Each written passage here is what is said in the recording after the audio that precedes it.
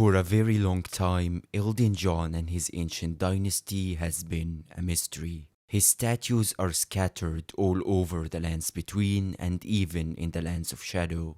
An ever-present figure, yet an absent one.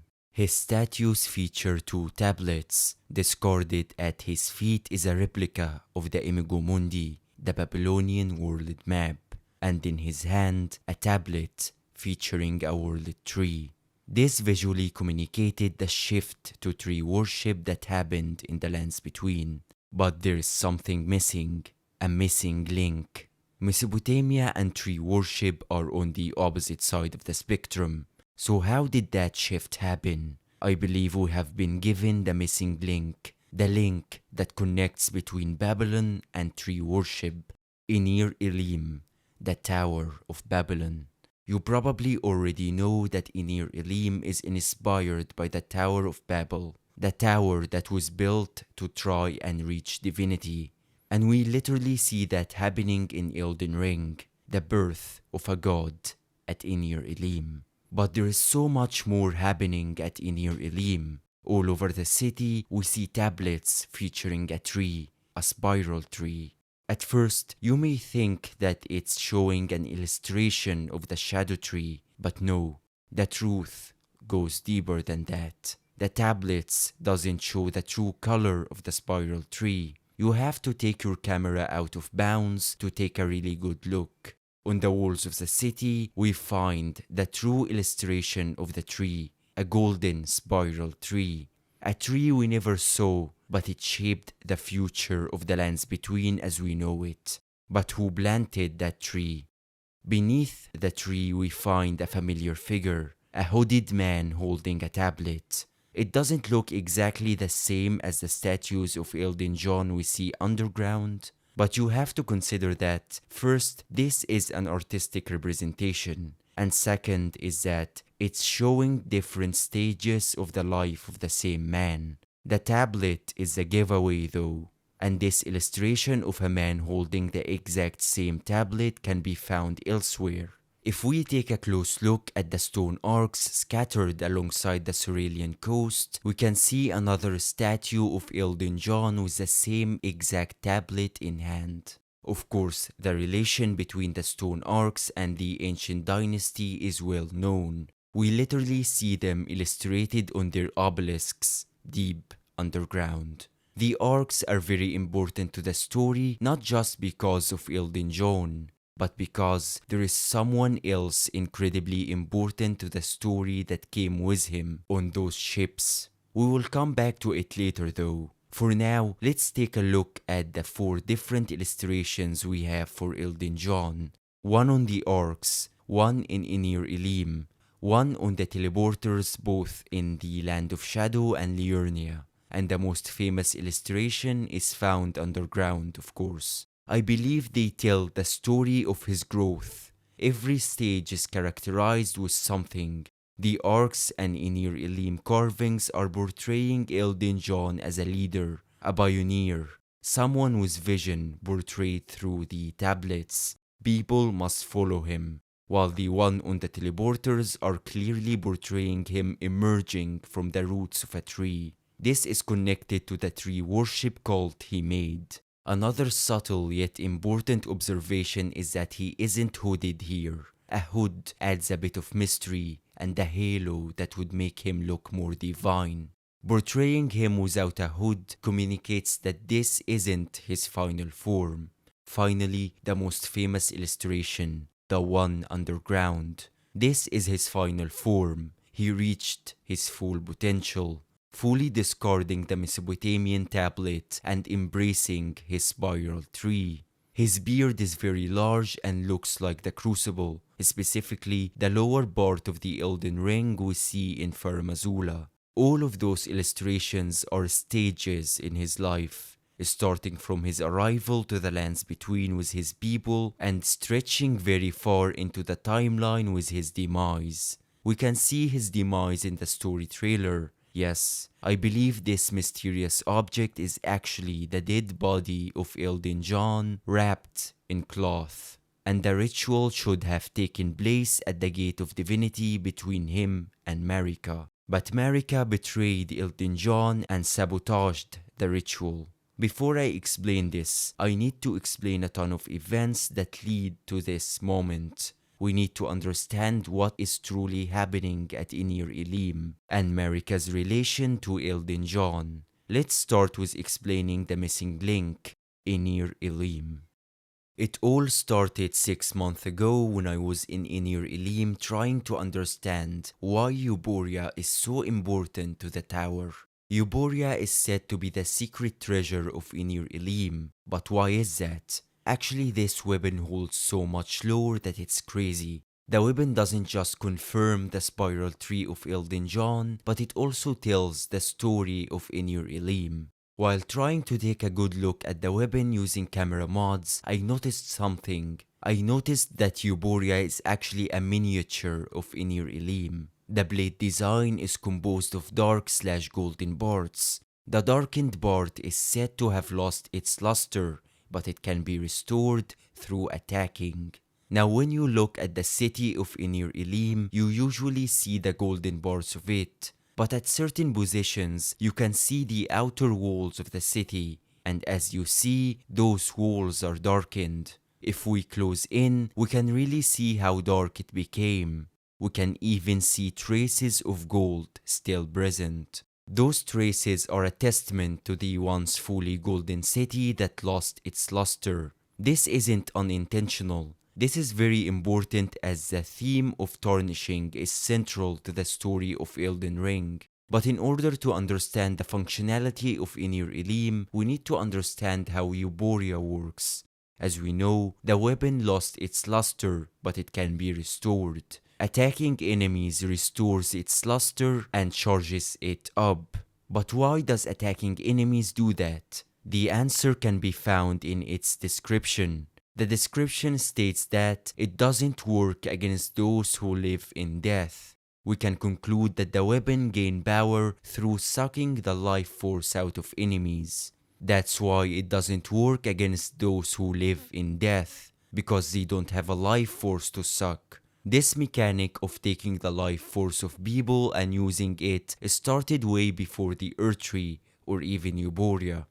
Deep underground where Elden John once lived, we can find the ancestral followers. They utilize a similar effect when using their great horn hammers. Of course, they learned of this technique through the ancestral spirits. During our fight, we can see how the spirit utilizes this power to regain HP. The spirit sucks the life out of the small enemies to restore its own HP.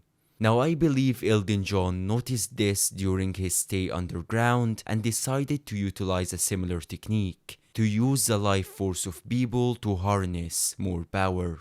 And indeed, after charging up Euphoria, we can actually shoot a torrent of energy.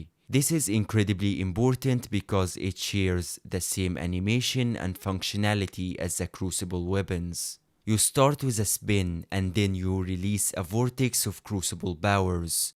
The description of Euphoria doesn't mention explicitly that it's a vortex of Crucible energy, but we do have a lot of evidence to support that claim. The most important direct reference is that of Devonia's hammer. The Ash of War is called Devonia's Vortex, and it explicitly states that it's using the power of the Crucible Vortex. Another similar Ash of War is that of Celoria's Tree. Just like Euphoria, it fires a projectile, but it's more of a spiral than a torrent like Euphoria. And this distinction is really important and can be fully understood through looking at the incantation Spira. It states the following: the spiral is a normalized crucible current that one day will form a column that stretches to the gods.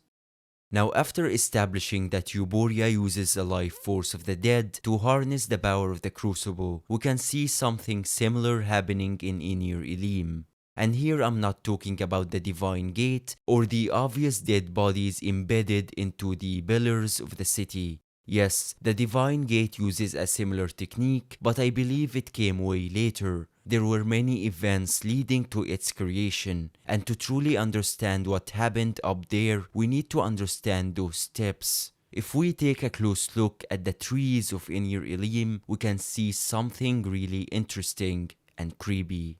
All the trees of Enir-Ilim, both big and small, are composed of dead bodies. This fits really well with Enir-Ilim being an intermediary stage between Mesopotamia and tree worship. Basically, the entire city was built to harness the power of the crucible through mass sacrifice. And this was done through merging those dead bodies with the trees of the city. Looking at the dead bodies, we can clearly see feminine features. This implies that the shamans were a major ingredient in those mass sacrifices, and this had a huge effect on the inhabitants of the city. Atop some of the doors we can find a mural showing a divine lion. That's really normal considering that the Hornsent venerated them. But what's really interesting is on the back of those murals. The back shows the same beasts, but without horns or manes. The usage of those two murals tells a story of transformation. Hornless beasts that were transformed into a more divine form. Those beasts portrayed on the mural on the back also look way more ancient. They share the same style as the beasts we see depicted down in the ancient dynasty. It seems like the back of the mural was made way earlier than the front. And this is really important as I don't want you to think about Enir-Ilim as ancient or modern. Like any great capital of the ancient world, it went through many stages, probably rebuilt a couple of times. The same happened with Babylon itself and pretty much any capital of the ancient world. We will go over this in details and why there is an architectural difference between the ancient dynasty and Enir-Ilim when we talk about the timeline. Now let's return to the transformation that happened in Enir-Ilim. As I said, the hornless beasts grew horns and became the divine beasts. But what causes beasts to grow horns? We already know the answer. It's the crucible. The same thing happened with the inhabitants of the city. The builders of the city, the people that came with Elden John, grew horns and became the Hornsent. The crucible feather talisman states the following. Hornsent view the crucible as sacred for the refinement wrought through its evolutionary gifts. Most prominently, their tangled horns.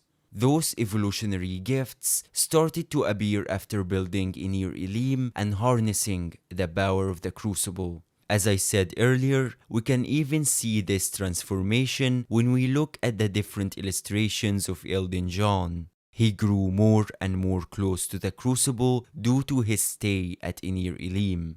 But Elden John wanted more. He realized that the best way to constantly harness the power of the crucible isn't to make a city. He needed a tree, a world tree. There is a ton of evidence suggesting the existence of a great tree before the Erdtree. The tablets found all over Enir-Ilim, the golden spiral tree mural carved on the walls of Enir-Ilim, the spiral tree seal we find after solving the White Tower painting, which is really important. Because if the spiral tree isn't connected to Enir-Ilim, then it doesn't really make sense. Why do we get the spiral tree seal when we solve a painting related to the tower? But according to this viewpoint, it's really logical, as Enir-Ilim is inherently connected to the spiral tree. Another important clue is the secret right scroll. It is said to be written on white tree bark. This holds so much significance, as the builders of the Gate of Divinity saw fit to write their most secret and sacred rite on a tree bark. This shows that the spiral tree was the midpoint between building Enir-Ilim and the Gate of Divinity. But if the spiral tree was golden, why is the scroll written on white tree bark? I believe this is connected to the fate of the spiral tree. What happened to the tree motivated them to build the Gate of Divinity, and they wrote the rite on the last remaining part of that tree. This last remaining part tarnished and lost its golden color. But the most important evidence for the existence of the spiral tree is the weapon Euphoria, the weapon that was fashioned from golden shoots. If we take a good look at the golden spiral tree, we can see its lower part is darkened, just like Euphoria. And judging by the fact that the weapon was made out of the spiral tree, we can conclude that the tree functioned in the same way. It sucked the life force out of people and harnessed the power of the crucible. If there isn't enough bodies constantly, it will darken and lose its luster.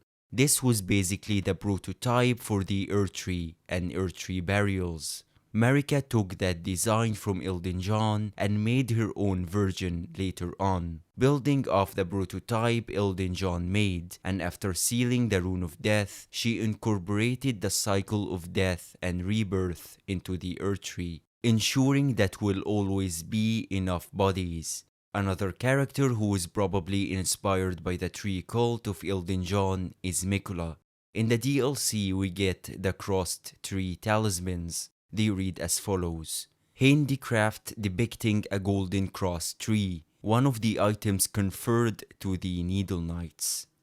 But what tree is the description referring to? It can't be the Helix tree for several reasons. First, the Helix tree isn't golden or crossed. Yes, it's a little misshapen, but it doesn't look anything like what the talisman is depicting. In matter of fact, there is another mention of this mysterious crossed tree. This is even found in the main game, not the DLC. The crossed tree tower shield. We can see here how it looks similar to the talismans. The description states the following: an iron great shield large enough to cover the entire body, emblazoned with an old, interleaving tree. The description clearly classifies this crossed interleaving tree as old. This again doesn't fit with what we know about the Helix tree. In matter of fact, we know how the Helix tree is depicted. Looking at the Helix tree crest shield, we can see it look nothing like the crossed tree. We can conclude that Miquella was inspired by a crossed, golden and old great tree. It fits perfectly with the spiral tree of Elden John. It also fits perfectly with him being the founder of the tree cult in the lands between. If you are wondering how Miquella knew about that tree, it's simple. We know for a fact that Miquella knew about Enir-Ilim and the Gate of Divinity, and the spiral tree being inherently connected to them would mean that Miquella knew about it. Now for the elephant in the room, what happened to that tree? Since the release of Elden Ring, I wondered, why did Marika consider the Fell God her number one enemy? She literally kick-started the Golden Order with the War of the Giants. She confined the Flame of Ruin and left only one giant to attend to it. Another weird mention of the Fell God is about his demise. The one-eyed shield states the following: once worshipped by the giants, this evil deity is believed to have been slain by Queen Marika. Of course, this isn't literal. Marika didn't slay the Fell God. We can even see ourselves the reawakening of the Fell God during our fight with the last fire giant. But the propaganda behind the description has significance. Marika went as far as leaving Mesmer in the Shadowlands, and we know that she feared him. She went as far as imprisoning Melina in the royal capital. She even prohibited the usage of any flame in Leyndell. It feels like Marika knew for sure that the Flame of Ruin would eventually burn her Erdtree. And it's not about power. Yes, the Fell God was capable of burning the Erdtree, but we know for sure that the Frenzied Flame had the power to totally destroy the Erdtree. Even without a maiden, we know that you need a very special kindling to ignite the Flame of Ruin. Bernal's maiden threw herself into the fire and nothing happened. You need a special kindling like Melina, so it seems that the Frenzied Flame is even more dangerous than the Fell God. It doesn't require anything more than inheriting the flame. But at the end, Marika feared the Fell God much more than the Frenzied Flame. And it all comes down to the dynamics of decision making. Any action that we take is composed of two parts, power and motive. Even in the legal department, it all comes down to motive. The bigger the motive, the more you are considered a suspect. So why was Marika so sure that the Fell God will attempt to burn the Erdtree?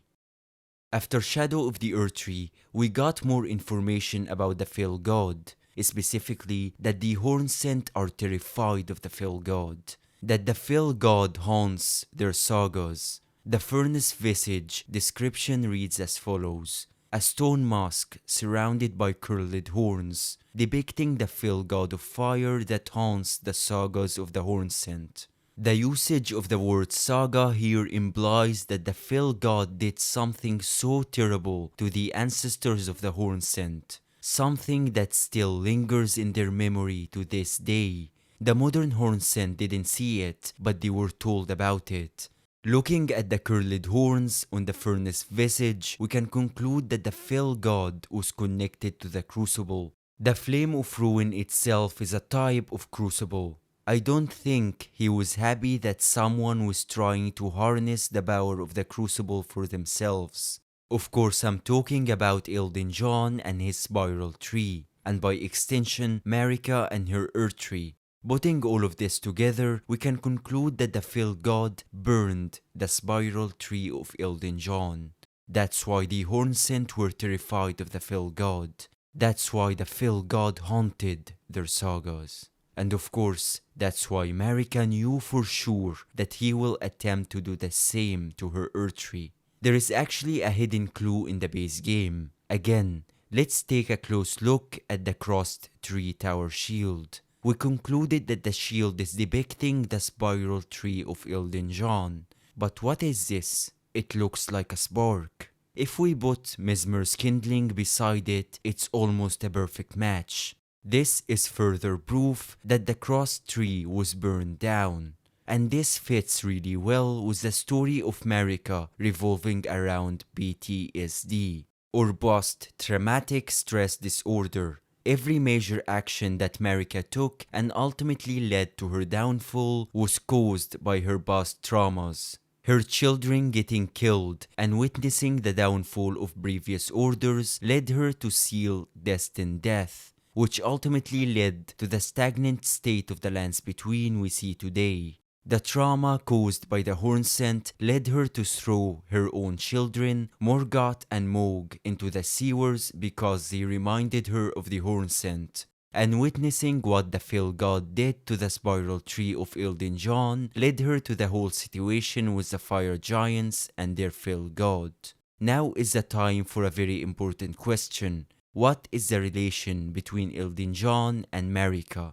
Understanding this relation and the sequence of events would make us understand what happened at the Gate of Divinity. It will also explain how a simple shaman was allowed access to the Gate of Divinity. It all starts with the arrival of Elden John and Marika to the lands between. We know from the base game that Marika is a Newman. The Newmen are a race of people that came from outside the lands between. They are long-lived but seldom born. The Black Knife assassins that murdered Godwyn were also Newmen. They were all of close ties to Queen Marika and scions of the Eternal City.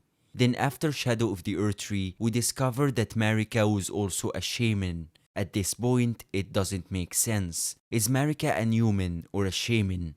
If the Newmen are shamans, then how are the Black Knife assassins Newmen as well? And where does the Hornsent come along in all of this? I do have a very logical explanation. First, let's take a look at the official description of Shadow of the Erdtree on the Bandai Namco website. It states that the Land of Shadow, a place obscured by the Erdtree, where the goddess Marika first set foot.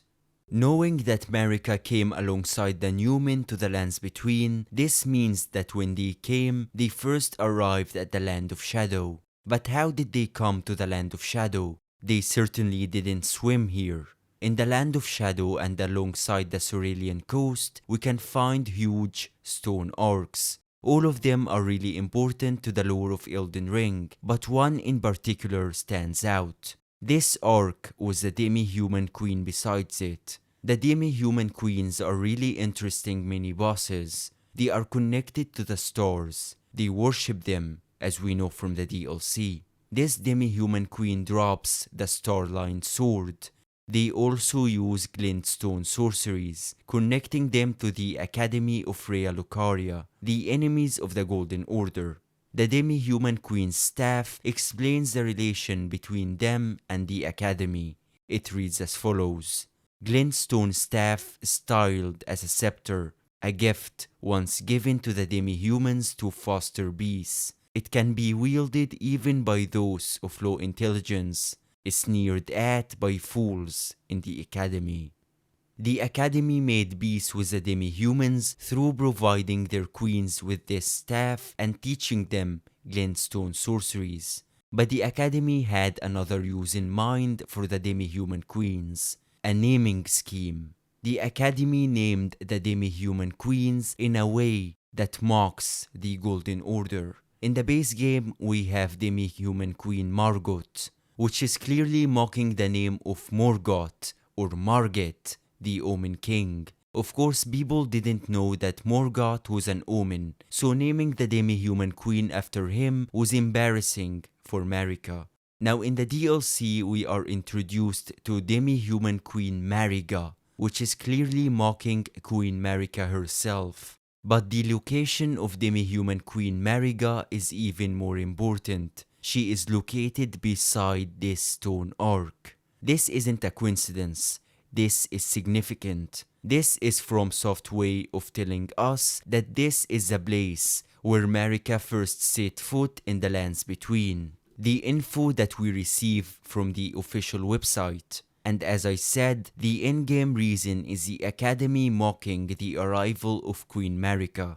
Now putting all of this together, we can conclude that the Newmen came to the lands between through the land of shadow on those stone arcs. But we saw those stone arcs before. We saw them on the obelisks of the ancient dynasty. Those obelisks tell the story of their arrival. And as I showed you earlier, the stone arcs contain statues of Elden John. We can conclude that the people that came with Elden John on the arcs were the Newmen. Now some of them were allowed to stay at the hinterlands and they were known as the shamans. And Elden John alongside the others were forced to go underground. I will explain why they were forced to go underground in a minute. The people that went underground made the ancient dynasty. Mesopotamia literally means the land between two rivers in Greek. In Elden Ring, the two rivers are Shifra and Ainsel. After a very long time and due to a certain event, Elden John decided to go up and build the Tower of Babylon, Enir-Ilim. Of course, waiting that long didn't pose a problem for the Newmen as they were long-lived, and this explains why the architectural style of Enir-Ilim is reminiscent of the ancient dynasty but looks more modern. Of course, over the span of their stay underground, they developed more modern styles of architecture. When they went up, they used that modern architectural style. But some of the Newmen refused to go up with Elden John. They were utterly captivated by the night and the stars found underground. So they decided to stay underground and they made the eternal cities and became the Nox. The Newmen that went back up with Elden John to build Enir-Elim were transformed. They grew horns over time due to the power of Enir-Elim as I explained earlier. They became the Hornsent. So to summarize, the Newmen came with Elden John to the lands between. Marika came alongside them. The shamans stayed in the land of shadow while the others went underground. They made their kingdom inspired by real-life Mesopotamia. After a long time, Elden John decided to make the Tower of Babel or Enir-Elim. The Newmen that went up with him became the Hornsent, while those who stayed down became the Nox. You can see now how Marika is connected to all of those people. They were all kin originally. But what happened to Marika? And why Elden John was forced to go underground? It all comes to the kingdom that controlled the lands between at that time, the Sun Realm of the ancient dragons. If this is your first time here on the channel, I welcome thee, Tarnished. If you are still watching, then why don't you hit that like and subscribe button and become a part of the family? Now, my dear audience know that 1 year ago, I made a video talking about the Sun Realm. This video grew to be my most viewed video with almost 100k views. The video had a simple premise. What if Marika and the Glowmite Queen were once one and the same? Together, as a dual nature god, they ruled the Sun Realm, the kingdom of the dragons that controlled the entirety of the lands between, with the sun acting as their power source. After a series of events and traumas, Marika decided to destroy the Sun Realm through an eclipse, and she discarded her other half, the Glowmite Queen, just like Mikula discarded Saint Trina. Now there is a ton of evidence supporting this, so I suggest you watch this video after this one, see all the evidence for yourself and make your conclusion. But for the sake of the argument, assume that I am right for now. If Marika was truly the goddess of Placidusax, then how did she achieve that?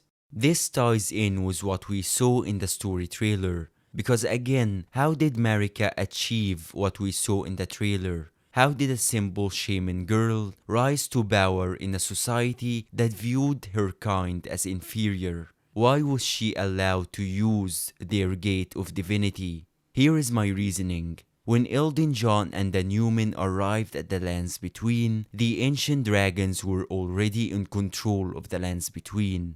Logically, they wouldn't allow outsiders to share the sun and land with them. So Elden John, as a diplomatic king, came with a solution. He wouldn't share the sun with them. Instead, he will take his people and go underground to make their kingdom. A great pact.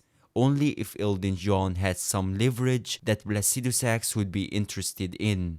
Only if he had an Emberian laying around. Someone who can meld with the Elden Ring and become a vessel. That would certainly be of interest to Placidusax. Oh, he did. Jokes aside, I believe Elden John sold Marika to Placidusax. That's how Marika / the Glowmite Queen became the goddess of the ancient dragons. That's why she was called back by Elden John for the ritual at the Gate of Divinity. And that's why the shamans were allowed to live peacefully in the Land of Shadow under the grace of Queen Marika. This isn't surprising or out of place at all. Over the span of human history, the only guaranteed way to uphold the treaty was through marriage. The weaker king often offered his daughter or sister as a bride to the stronger king. This would ensure that the stronger king wouldn't betray him. In the case of Marika, perhaps she was a part of Elden John's family or maybe just one of his tribe. If you watched my video about the Sun Realm, you would know that I connected it to ancient Egypt. Pharaoh Mazula being inspired by Heliopolis, the royal capital of ancient Egypt, for a long time. Heliopolis means the city of the sun. And of course, ancient Egypt and Mesopotamia were close neighbors. Such treaties did happen between those two great civilizations of the ancient world. But as I said, Elden John was more ambitious than that. Elden John broke the treaty after a power gap in the lands between. The ancient dragons were struck by a catastrophe that allowed Elden John to go under radar. He then went and built Enir-Ilim. This catastrophe is known as Baal the Dread. After Baal the Dread attacked Placidusax, the power dynamics of the lands between shifted. The ancient dragons who protected their dragon lord as a wall of stone were furious. We know that they fixated all of their effort on hunting down Baal and his lowborn descendants. This led to the creation of Dragon Communion. Churches and cathedrals were built all over the lands between for this purpose. Normally, the ancient dragons who ruled with an iron grip lost a lot of power. Placidusax got grievously wounded. Baal was able to cut two of the Dragon Lord's heads. This naturally allowed other players to move more freely in the lands between. One of those players was Elden John. This power gap can explain the shift from the underground to the overground. This is how Elden John was able to build Enir-Ilim. After that, and as I said earlier, he planted his spiral tree, which didn't end well. On the other hand, Marika left the dragons after the Sun Realm downfall. This left the lands between without a god.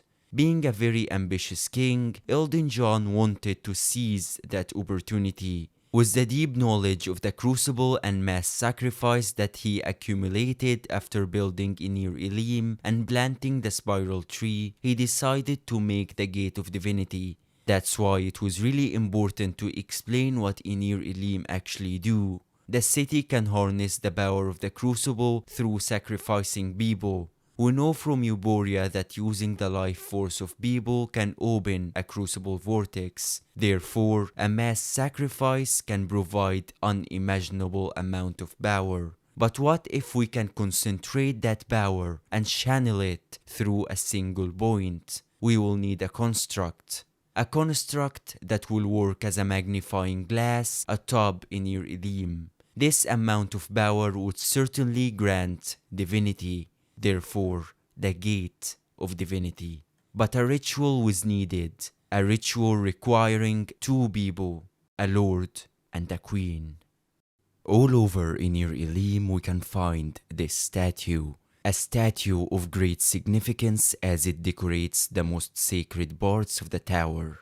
It's showing a couple covered in fabric and wrapped in spiraling horns evoking the crucible. The statue is venerated by the Hornsent and held in high regards, while it's intolerable for the Golden Order. That's why the only copy of it we can find in Ballarat is shrouded, most likely by the soldiers of Mesmer. But why is that scene so important for the Hornsent, yet hated by the Golden Order? Because it's depicting Marika, the goddess of the Golden Order, and Elden John, the god of the Hornsent. It's portraying an alchemical marriage. Looking at the first stage of the alchemical marriage, it's really obvious that the statue is made after it, the blackening stage, or the death of the substance. It's common knowledge at this point that Elden Ring is heavily influenced by alchemy. Marika is a divine rebus, the physical representation of the Philosopher's Stone, a union between the White Queen and the Red King. And that's what should have happened at the Gate of Divinity, the union of Marika and Elden John into one person. But the process required their death first, because through death they will be purified. They will turn into the White Queen and the Red King. And we can see the death of Elden John all over Enir-Elim. All over Enir-Elim, we can see this object, an object displaying what looks like a funeral. And indeed, this boat is a replica of a 4,000 years old Egyptian funerary boat. This boat is meant to evoke the solar bark of Ra, the Egyptian sun god, and those boats are supposed to take you to the afterlife. Indeed, this is the case in Enir-Elim. The artifact is showing the preparation for the alchemical marriage of Elden John, which starts with death. We can see Elden John wrapped in a burial shroud that looks the same as the alchemical marriage statue. It also looks the same as the mysterious object at the Gate of Divinity, with stitches visible, proving further that this is some kind of fabric. Now, if this is the death of Elden John, then when did Marika die? Again, this ties in with my video about the Sun Realm. As I said earlier, Marika and the Glowmite Queen were once one and the same, but Marika discarded her other half. Just like what Miquella did to Saint Trina. At the end, Miquella's story is supposed to be a retelling of Marika's. I believe Marika achieved that through killing herself in a way. She plotted with Malekith to kill her while the Glowmite Queen was taking over her body. exactly like what we did at the end of the base game. We killed Radagon while Marika stayed alive. After that, Marika was ready for the ritual. She already shed her skin and became the White Queen. We literally see her in her full brilliance even before ascending at the gate. That's also why the funerary boat only features one person, the male. Of course, Elden John wasn't an idiot. He knew that Marika wasn't to be trusted. At the end, he killed her people and used them as sacrifices to build his city. He sold her to Placidusax. But Marika seduced Elden John. She convinced him that she will not betray him, that she will complete the ritual to bring him back to life and merge with him. Of course, it was a lie. This is the seduction and betrayal mentioned in the trailer. She then stole his power from his dead body and used it to forge her rune. Then she ascended to godhood alone. Or did she? Perhaps Elden John performed one last action of vengeance. Perhaps that power she stole, his essence, tainted her. An affair from which gold arose, and so too was Shadow born. A shadow born from the essence of Elden John, the Red King. A shadow that will grow inside of Marika and control her later on. Radagon of the Golden Order. At the end, a lord will usher in a god's return. Like and subscribe if you enjoyed this video, and please consider hyping up the video by hitting the new hype button. Finally, I want to say a huge thank you to the Tarnished Archaeologist, as without his amazing contributions to the lore community, this video wouldn't have been possible. Until next video, farewell, fellow Tarnished.